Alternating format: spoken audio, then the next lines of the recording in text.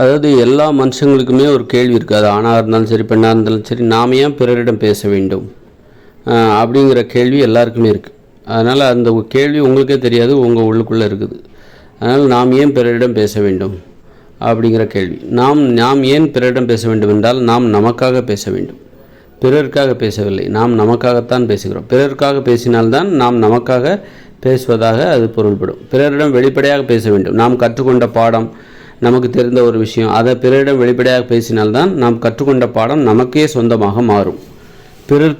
பிறருக்கு கொடுக்க வேண்டும். நமக்கு அதை நாம் தெரிஞ்சுக்கிட்ட ஒரு விஷயம், நமது வாழ்க்கை அனுபவங்களிலிருந்து நாம் தெரிந்து கொண்ட ஒரு நல்ல விஷயம், அதான் நீங்கள் மற்றவங்களுக்கு சொல்லணும். அப்போ தான் அந்த நல்ல விஷயம் உங்களுக்கே சொந்தமாக மாறும். பிறருக்கு சொல்லாமல் நீங்கள் ரகசியமாக வைத்திருந்தால் அந்த ரகசியமாக வைத்திருப்பது என்பது ஒரு சுமையாக மாறும். அப்போ அதுவே உங்களுக்கு பயன்படாமல் போய்விடும். அதனால் உங்களுக்கு நீங்கள் ஒரு கற்றுக்கிட்ட விஷயம் உங்களுக்கு அது சொந்தமாக மாற வேண்டும். உங்களுடைய இயல்போடு அது கலக்க வேண்டும்.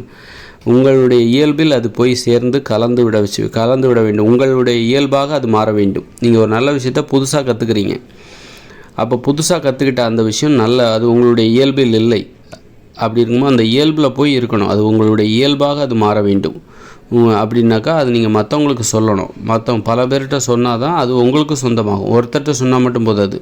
ஒரு குறைஞ்ச 4-5 பேர்கிட்டயா சொன்னால் தான், வெளிப்படையாக சொன்னால் தான் நீங்கள் கற்றுக்கொண்ட ஒரு நல்ல விஷயம் உங்களுக்கு சொந்தமாக மாறும். அப்போ இதிலிருந்தே தெரியுது நீங்கள் எதற்காக பேசுகிறீர்கள்.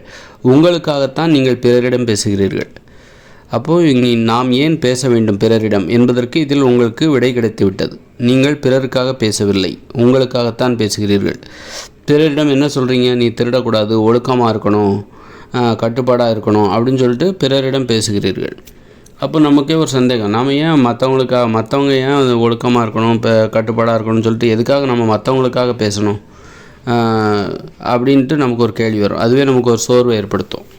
நாம் மற்றவர்களுக்காக பேசுகிறோம். நாம் கற்றுக்கொண்ட அனுபவங்களை மற்றவர்களிடம் பேசுகிறோம். அப்போ தான் அந்த அனுபவத்தின் மூலம் கற்றுக்கொண்ட பாடங்கள் அனைத்தும் நமக்கு சொந்தமாக மாறும்.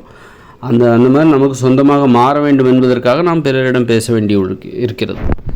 நமக்காகத்தான் நாம் பிறரிடம் பேசுகிறோம். இதுதான் பேசுவதற்கான சரியான புரிதல். அப்போது நம்ம ஏன் மற்றவங்ககிட்ட பேசணும் அப்படிங்கிறதுக்கு நமக்கு விடை கிடச்சிருச்சு. நாம் பிறருக்காக பேசவில்லை, நாம் நமக்காகத்தான் பேசுகிறோம். ஆதலால் இப்போ பேசுவதற்கு உங்களுக்கு சரியான பதில் கிடச்சிருச்சு. நமக்காக பேசுவதாக இருந்தால் நாம் பேசுவதற்கு ஆர்வமாக இருப்போம். எல்லாருமே மற்றவங்களுக்கு அடிமையா, அப்படியா, மற்றவங்களுக்காக நான் ஏன் பேசணும், மற்றவங்களுக்கு நான் அடிமையா, அப்போ நான் எனக்காக பேசலையா அப்படிங்கிற கேள்வி எல்லாத்துக்குமே இருக்கும். அப்போது நீங்கள் மற்றவங்களுக்காக பேசினா தான் அது உங்களுக்கு சொந்தமாகும். ஆக நீங்கள் உங்களுக்காகத்தான் நீங்கள் மற்றவர்களிடம் பேசுகிறீர்கள் என்பதை சரியாக புரிந்து கொண்டால் பிறரிடம் பேசுவதற்கு நீங்கள் ஆர்வமாக இருப்பீர்கள். பேசுவதற்கான ஆர்வம் இப்படித்தான் ஏற்படும். பேசுவதற்கான சரியான புரிதல், நாம் ஏன் பிறரிடம் பேச வேண்டும் என்பதற்கு சரியான புரிதல் இதுதான். பேசுவதற்கான ஆரம்பமும் இதுதான். இங்கிருந்து தான் நாம் பேசவே ஆரம்பிக்கிறோம். இந்த புரிதல் ஏற்பட்ட பிறகுதான் மனித உயிர்கள் அவருடைய பேசுவதற்கான ஆரம்பமே ஏற்படுகிறது.